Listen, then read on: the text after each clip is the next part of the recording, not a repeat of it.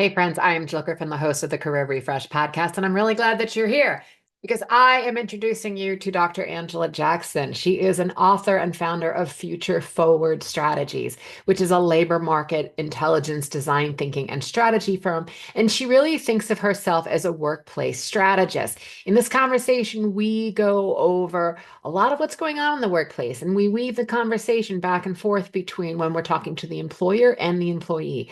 We talk about how do you create a win-win workplace? How do you make a workplace work for both the employer and the employee? We talk about that the differences in this generation versus the younger generations versus the older generations, and how some of those gaps are creating some of the communication challenges, and how you can navigate them moving forward to create, again, the win-win workforce. And then we also talk about getting centered on employees' voices, with Dr. Angela Jackson is a big proponent of that. To have a win-win situation, you want to make sure that you're centering around employee voices.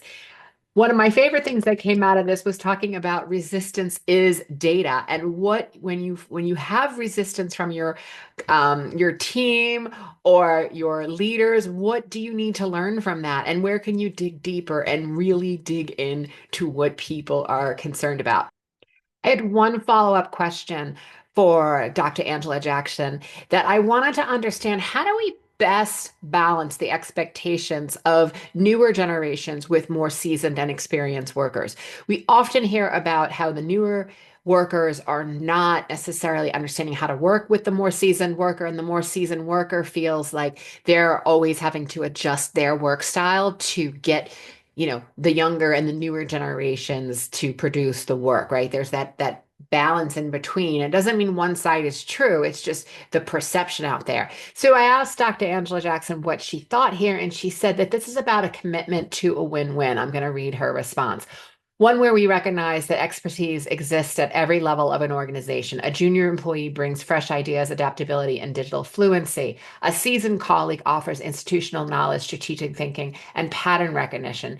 Instead of expecting one group to adjust to the other, the best organizations create systems that value and leverage the strengths from the both.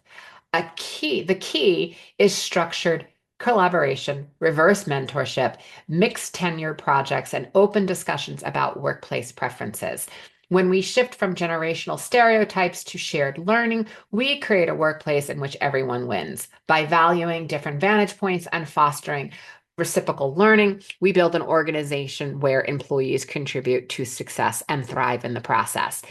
I always want to hear from you. What do you think about what is going on within the workplace and what is going on generationally? And how do we create that win-win? So, you can always email me at hello@jillgriffincoaching.com, but dig into this episode because I think you're going to enjoy it. It's rich with insight. And also in the show notes, you will find how to get Dr. Angela Jackson's new book.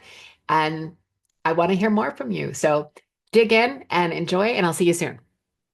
Hi, Dr. Angela Jackson. I am excited that you're here. For our viewers and listeners, I am Jill Griffin. I am an executive coach and the host of Your Career Refresh. And I love to bring on authors and thought leaders. And today is a treat because we have Dr. Angela Jackson, who has a new book coming out. And this episode, if you're watching it or are listening to it, is dropping the day her book comes out. It is Win-Win. And I'm going to have Dr. Angela Jackson introduce herself.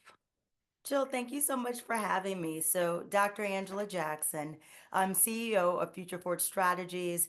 I think of myself as a workforce strategist and really a whisperer, and thinking about how can we use the research on what we're finding in companies to make meaning of what the modern workplace looks like today, and what are those strategies that we can employ that not only makes our lives easier, as a manager and leader, but actually has a dotted line to driving business impact.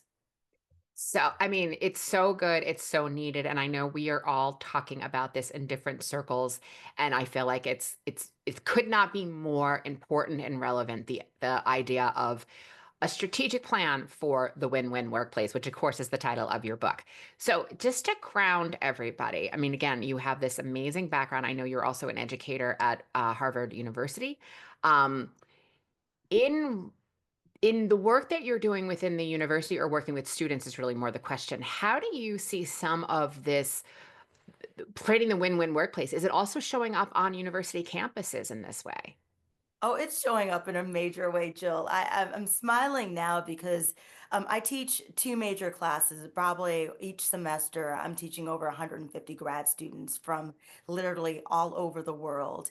And I'll give you a funny story when we talk about the career refresh. I remember my first year of teaching, grad students at Harvard University. I get an email from a mom whose son was upset because I had a presentation they were going to pitch on the first day and I hadn't given him time to prepare. And I said, well, Hey, this the is fact that his mom is reaching out to you alone is enough that I'm like, oh. well, that's the thing. And I talk about this with colleagues and friends as we're doing this world of work is that we have a generation now that's in the workplace. I'm Gen X. We think about millennials. They've been raised differently. They've been, there's this thing that we hear about parents, that people are doing everything for their children. And in certain regards, some of us may say that hasn't been so great when they need to show up as adults and listen to hard truths and everything is not going to go their way. But in other respects, I think about how I was raised professionally, and it was, I was given an assignment, I'd put my head down, I'd do the assignment. What I'd like to say about this generation is we're talking to your CEOs, leaders, is that this generation is not okay with just putting their heads down. Mm, They're used to having things explained to them and having a rationale. And so, what I'm seeing with my students, I'm seeing this at the graduate level, I'm also seeing this with emerging leaders in the workplace, is that they want to be brought into the thinking of a company, of a CEO, of a manager. That's difficult sometimes when you've been raised in a different way, the fast paced nature of business. But I've seen with my research, and as I shared with you, this was research over 1,200 companies over 10 years. And just recently, we replicated this research in 355 of Fortune 500 companies. And really, what we wanted to understand were what were the practices and strategies of investing in people mm, that had a dotted line and showed business impact and lift on the financial side. And what were companies doing to actually thrive with this new generation of workers? And what were the practices that weren't doing so well, that were actually receiving a lot of pushback? And really trying to understand what changes do we need to make and which changes do we need to hold steady on, but mhm. we might need to explain and bring people into our thinking and bringing folks along. Okay.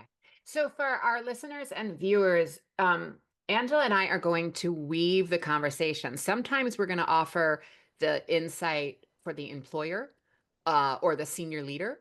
Other times it will be for the employee. And I think it's important to weave that because, again, it's even if you're a senior leader, you're still an employee. It's like both sides of the coin. So what I'm hearing you say is some of the tension that we're reading about or hearing about, depending on our access to the conversations that we're in, is the millennials and Gen Zers are expecting to be brought into the conversation, which isn't right or wrong. It's what they want. But the seasoned worker that's already been there has not been trained on how to do that because they were just told to get it done. And necessarily, it wasn't a participatory conversation at times. It wasn't a collaborative. So that's one of the nuances you're noticing, is what, am I getting that right? That's exactly it. When we think about our social contract, for many years with the world of work, it was employer, we're paying you a salary, an hourly wage for you to do a job. Worker, you come in and you do that job. And the exchange is once you get that salary, that was the win-win, really, if we think about it then. What we're seeing with another generation of workforce who are fast becoming the majority of our workforce is that that paycheck exchange they're saying is not enough. Mm, There was recent research that came out that people would take a 30% pay cut if they could work remote. So mm, that's saying that dingling of a paycheck is not the incentive that it used to be. It still is an incentive. It's still important, but not as important. We see people who are also, voting, employees are voting with their values and their feet. And so knowing that if it's not just the paycheck, that people want values and they want seen and heard, what I say to leaders are knowing and having this information and data, is there a potential for us to reimagine what it means to be in the workplace and to work at a particular company? And I want to give just a quick example to make that a bit clearer. I was working with the CEO of a fast casual restaurant, and he was really perplexed because he felt like they had best in class benefits. And, they were offering everyone from the front lines to the C suite 401k benefits. And when he came to me and I was interviewing, he was perplexed because no one was taking advantage of it. And he goes, Angela, I'm the Harvard researcher. Angela, do you know why this is happening? I would have killed for something like this. And I said, well, I don't know, but have you asked them? Mm, And he hadn't. And so we did a set of what we call employee listening. And in the book, it's the first chapter, which is the building block of centering employee voice. This is beyond the checkbox that we've already seen in the suggestion box that you see in certain companies. It's really trying to more deeply understand what are the expectations of the workforce? What are the lived realities and what are the barriers that could either prevent people from doing their job or could help them do their job better? And so, in doing that, one thing that he learned was that while people appreciated the 401k, when we're talking about millennials, they reported overwhelmingly that there were more important things on their mind than how they were going to retire in 50 or 60 right, years. right. They were worried about how were they getting to work, transportation. We found that most of the people were spending 26% of their after-tax income on just getting to work. Yeah, We found about caregiving, they're in a sandwich generation. And so what this employer was able to do was reallocate some of those benefits and give choice and optionality. What did that do at the end of the day? Employers, when we surveyed the employees, it went from, I don't think that they care about us to I feel they do. My employer cares about me. I feel like they care about the issues that matter most to me. So we're talking about the same budget. We're talking about a reallocation of that. And what you got is that you got employees that is happier because of that. And so that's one right. example in the So book. based on the employee, depending on where they are in that arc of their life experience, they may make different choices in that. I And think they may say things in different value, right, like the value of something is different. right. I think the other thing that's the nuance of what you didn't say, which I think is important for our listeners to think about, is so often when we hear about the tension between leadership, we'll just say, and the employee, it's the interpretation as if the employee wants to change the company or to change what they're doing or to change the goals. And while I'm sure that's happening in some pockets, the reality is we're not asking you to change the goal, the mission of the company. We're asking you to center on employee well being. And therefore, the ethos of the company might change, but you still might be making widgets. You still might be a quick service restaurant, but the way you're showing up. And I think when we read the articles in the Wall Street Journal and the Financial Times and et cetera, or an HR article, we have to understand the ask is about we want to be, oh my God, treated as humans. We don't want to be treated as, cogs in a wheel. And you changing the way you do business doesn't mean that you have to reinvent your product. Or maybe it does, but that's not the first line of what we're talking about here. And I think that's a major distinction that I often hear pushback on. Yeah. We And can't I let the appreciate you employees saying don't that. know. They're not the strategic leaders. We didn't say they were. They're asking to be treated with, centering on employee well-being. Yeah. And it's well-being, but it's also saying, I love what you said, they're not the strategists.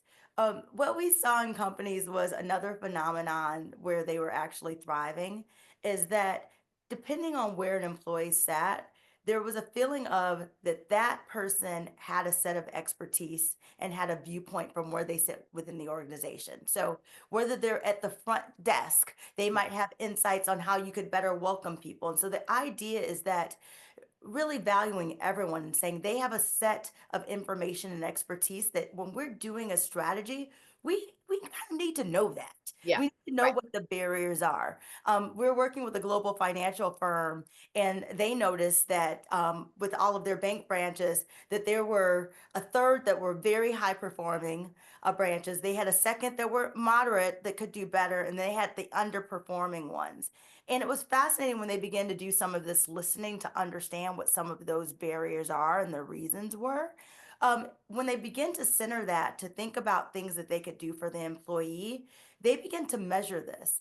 Mm, And the assets under management at those banks, at some of those non-performing stores, begin to go up. mm, As employee engagement went up, so did assets under management. And so there's a direct correlation to some of these dots that I'm saying my big guidance to companies are begin to look at this, see what employees are wanting, see if it's something that you can measure and that actually fits within your existing strategy. So the Right. So emphasis is breaking yeah. that down another way, and again, we don't know for sure, but what we hear implied in that is that when employees are engaged and well taken care for, the assets under management increase because if they're showing up differently, then their interactions with their end consumer or customer, they're able to increase in customer retention, and everyone is just a little bit happier. And you want to do business with companies that you also feel good about doing business with. Well, think about that. You know, I've had certain banking relationships that I would avoid them like the plague. I'd rather go to the ATM. But if there's a friendly face, maybe you'd stop in. We're all looking for connection. Yep. That's that human touch point. Right. And again, I keep saying if we measure these things, Yes, we we can can prove it. see some Yeah. indicators. I love it. Let's get into a couple of book questions. So, just to ground everybody, I, I mean, I know the answer because I read the book. And again, I'll put all your information in the show notes so that everybody can also get the link to buy the book. What is a zero sum game workplace? Like, I want you to compare and contrast because I thought that was really, really well, just so simple as a framework to understand the zero sum game workplace and why you want to be in a win win organization. Absolutely. When we looked at the zero sum workplace and looked at a set of companies, what we saw was a traditional management. And it's the one that we talked about that many of us were raised professionally. You know, your exchange for showing up is a paycheck, and that's what we owe you. And, you know, we're in business and that's what you're here to do. What's happening in your personal life doesn't matter that. Check that at the door, come in and do the work. Someone has to lose in this. And so if there's going to be a loser, it's going to be you. We'll do a reduction in force. If you don't like it, hit the highway. There's not this I'm time. like shuddering as you're I, saying these things. As a fellow Gen Xer, I'm like, oh, and what we did shudder, right? We we did shudder. did. We Well, we shuddered just did it in and the bathroom stall. we did in the bathroom stall. You know, we'd wait to 6 till our boss left, even if we didn't have any work. It was very performative. Yep. And what we're talking about in this win-win is that we still want people to be productive, but we don't want them to spend energy performing for us. We actually want them to apply that to doing their job, being honest, being transparent, giving us from their vantage point the insights that they have that can actually drive the business. And I'll tell you a quick story. There's a factory that was in Chicago, outside of Chicago. And what they did was new management came in and they had drivers. And many of the drivers who were going on their routes, they were given automated routes like GPS, like we all see. And there was a frustration among the drivers, specifically ones that were like born and raised there, because they're like, this route is wrong. And we've Yeah. actually experienced that with GPS. Sometimes it's supposed to be the shortcut, it's the Yep. longer Yep. cut. What this new management did was they took that employee listening and they put a call out and they said, look, over the next 2 years, we're trying to grow the business by this much. We're looking for efficiencies in the business. Give us your ideas on how you can do your job more efficiently. So this time, this driver actually makes that recommendation. They're Mm. able to pilot, implement it. What they were able to see were two things that I thought were really stark. One is they were able to save money. They Yep. were able to optimize the route. The second thing they were able to do is they had a frustrated set of drivers who felt that they weren't listened to, that a machine was trusted more than them. And so you had a group of employees who now felt heard, seen, and felt like they could contribute. After that instance, they began doing more of that. So they had a budget to reinvent and do some upgrades to facility. They asked the front line, where should we be using these dollars? By a Mhm. democratic vote, people voted and they used the money in that way. And when I went in and interviewed employees and said, okay, what was good about this? What did this mean to you? What did it signal? They were like, "For so many times we've been asked about things, but nothing's actually happened. You know, they Mm. didn't do all the things we wanted, but they did the two, and they explained to us why they couldn't do the other ones." And someone said, the guy said, while I didn't agree, like I understood it, and I respected the fact they actually circled back because for years no one's ever circled back on any of my suggestions. So again, it's the perspective that people are given when we're investing and we're bringing people into our thinking. Mm. So let's say I'm a leader that reports into the executive leadership. the CEO, and I also have a team, and I'm listening to this conversation, or I've been really curious about how to fix this. I want to hear both sides of it. How do you suggest they pitch their executive team as to why making these changes and creating a win-win organization? Like, why is it helpful? I mean, I know you just gave data and data works, but I can hear in my ear someone saying, like, well, we just don't have time. We don't have the ability. We don't have the budget to hire in external trainers to come in and do this. It's not the right season to reorg our whole structure. Like, what's something that someone who's listening to this can do, this week to be able to slowly chip away and start to make these changes? Yeah, so I think the biggest thing, and I hear this often, I mean, time is the most precious resource that we all have. Typically, and I talk about this in the book, and it's in chapter 10, and it's measuring the ROI on the win-win workplace. What I talk to businesses that we're looking at and what we saw the businesses that were making in this investment, they actually started really small. So no one overhauled the program. They thought about one or two measures that they thought would matter most, impact their business. They thought about the one or two metrics that if they went to their CFO, that would actually get their attention or get the attention of a business unit leader. They started Yeah. with those and they started the tracking there. Again, what is the one small thing that you think could have a marked difference? And so asking about maybe that one or two metrics, taking that data and actually going to your leadership and say, I've surveyed the team of all the things we can do. They said these one or two things are most important. What are your feedback on this? If we were to do these, working with that CFO, and I really recommend CHROs, leaders, get with your CFO and really try to understand what metrics are you measuring and which ones are most important to the CFO, Right. because these things cost money, right? Right. You're pitching them and you really need to have an analysis on how this is going to drive the business. And again, you're not starting with 10 things. It could be one or two that you're going to commit to measuring, that your team will commit to measuring. We're not going to ask them to do 10 things. And you're going to make sure that that will move the needle on the business side. And you're going to track that. And typically, what we've seen companies do and leaders do, they do a pilot over 3 months and they I was come gonna back with ask the you that. data How long? and they Okay, learn so a from that. 90-day trial. Got it. That's Okay. that's exactly it. So we're not saying shift everything. We're saying try this. One Okay. metric, one Would you thing that you can recommend across departments, or would you like say, let's try it in this department or this business unit first? let's try it in this department and this business unit Okay. first. Because Okay. once you have the metric, what we say is if you've seen some traction, good or bad, and if it's good, you can learn from it, you can begin to share it with another department. It just shifts the tenor of the conversation when you're having a data informed decision. Right, right. And then also for our listeners and viewers, what I know to be true for sure is many of the FANG companies, in order to get promoted, you have to prove that the project and the research you did was also beneficial to another department, so that somebody else has to take your case study and build on it. And that's one of the biggest criteria for getting promoted within those companies. So this could be a real, like, ding ding, hey, this could be a win not only for you but to also your own career trajectory, which I think is important. So come from the other side. I'm that senior leader and I've got a team who is like, I'm already busy. You've already taken enough out of me. You want me in the office 3 days a week, and now you want me to start measuring something that's like, I don't know, is this really going to be worth it? How would you suggest a leader work with a resistant team? So the big thing is, and I keep going back to this because sometimes you have to go slower to go fast, if that makes sense.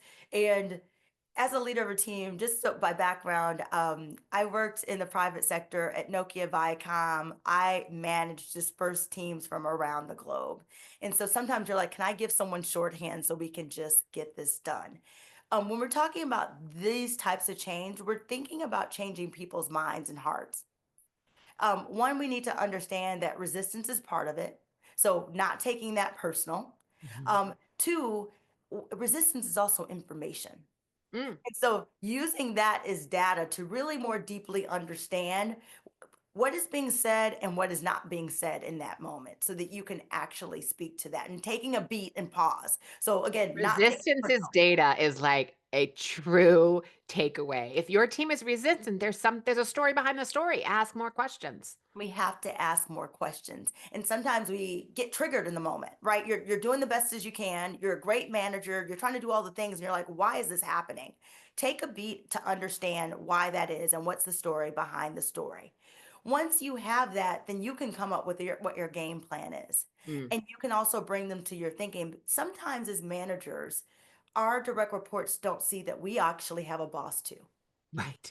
Like, as humans, and I talk about this in the book, and this is why you have to bring people into your thinking and your rationale so that you're all in the boat rowing in the same direction. It's not leader against their team. It's like team, it's your leader, and we also have another body that we're reporting to. So I need your help to build the case for our larger management for these types of investments. Without your support, I can't build a case. So Right. without your data, without your insights, I'm not full, I don't have a fully informed strategy that I can go forward with. Right, right. And I would say from where I sit in this conversation, I often work with leaders who are hesitant because it's not that they don't want to be challenged. They want to be challenged intellectually. They want to make the product, the process better, but they don't want to be challenged by junior people who don't know what they're doing kind of mindset, right? So working on the mindset that great ideas can come from anywhere, it's creating a culture of respect that someone should be able to give feedback in a respectful way. So that kind of goes into my next question is that how would you recommend that an employee voices their concerns about changes or what needs to get done without being perceived as resistant or disengaged or disrespectful? Because that's the biggest thing I hear is that the the tone and sentiment between the generations is so different that I think you and I, as Gen Xers, if we said some of the things that are very common today, Yep. I would have been walked out the door faster than I would ever predict, right? So there's just, again, it doesn't, no one's right, no one's wrong. It's just a different time. And if you want to succeed, you have to figure out how to continue to reinvent and stay agile in this. So, what are your thoughts there? Like, how do I approach this without being the problem? Absolutely. And I want to tackle it from the leader's perspective. Okay. Everything you said, Jill, about what would have happened, those are unspoken and unwritten rules. Right? And so there's something you learn trial by error. I always tell leaders, get ahead of it. What's Mm, your process by which people can give you feedback? What are the norms that you want to put into place? Because mm, when you set that up as you're onboarding people or if you're inherit a team, you're setting what the ground rules are. And then you can have a conversation about, is this out of bounds? So mhm, I've set up so that we have weekly meetings that you can give feedback. I've set up that we have all hands teams meetings and that we've allocated a portion of the time that's around, how do we drive the business? How do we solve this problem? So exact what you're doing as a leader, you're beginning to model and to manage how this feedback comes. Again, that doesn't prevent you getting a comment from, out of left field, but sure. at least you can go back to what these norms look like and process, and you're actually teaching this new generation. And that's the thing that I'd say, even when we were promoted to managers, we were never trained to be managers. Oh, We no. were we were promoted because we were great individual contributors. And so in this moment, there's this great relearning for us. Not only how to manage differently than how we were managed and to manage this new generation. And so to set themselves up, what we want is a leader to set up the structures. If you're an employee, I think what you can do is to recommend those structures and give ideas for what that looks like. Jill, is there a portion of our one-to-one? I've been having some noticings and insights about the business. Is there a portion of our weekly conversation that I can put that in and talk about these? Yeah, The framing is very different because you're talking about how insights that I have from where I've seen that can drive the business and can solve problems. yeah. And so if we think about as a manager and leader, if you're an employee, your manager wants, there's lots of problems to be solved. They want someone who's solution driven, someone Mhm. who's tracking and knowing what goes on, who's connecting the disparate dots and coming in and thinking about how they can add value. And so that framing typically puts them more at ease. It makes someone want to lean in and say, what have you noticed? Yeah. You Yeah. Yeah. can Yeah. drive the business. So it's again, it's an approach and it's a frame to that. But again, for a leader, if you know yourself, and I love the work you do, Jill, in coaching and allowing leaders to do work on themselves, really understanding how best do you receive feedback? How can you set up those systems so that you can get in a way that works for you and that you can begin to share with the team and get them into model in the ways of working of doing that. So it's being more proactive versus reactive.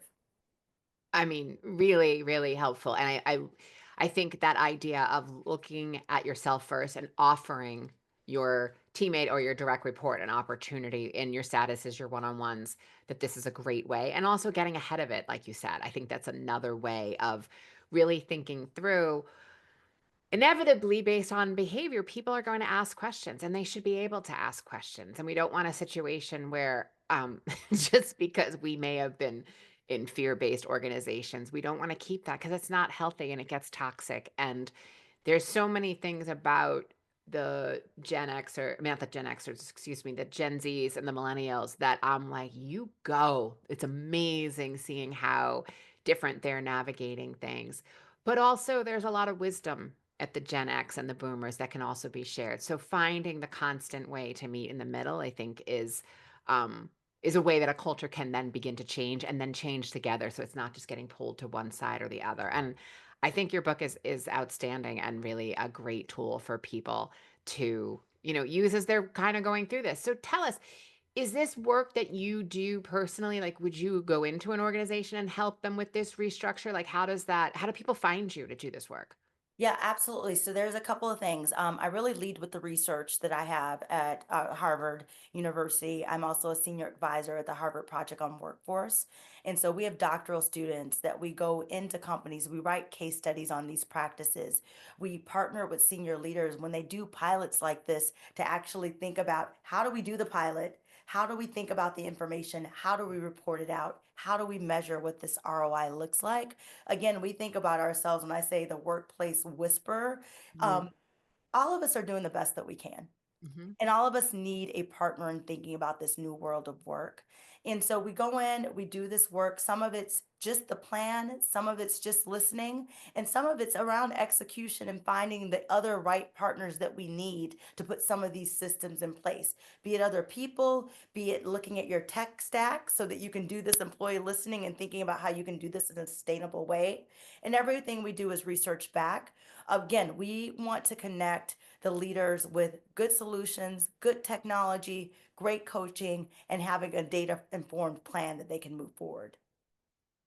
Thank you, Angela. This is really, really helpful. I will put all of your information in the show notes. I'll also put a link. You can get Angela's book at any of the major sellers and retailers, but I will put that link in there. And if you have questions, I want you to email me. We will bring Angela back. We will get those questions answered if you have them. And you can email me at hello@jillgriffincoaching.com. And until next time, be intentional and think about reinvention. How can you apply some of this into your workplace? And as always, be kind. I thank you for being here. Thank you, Jill.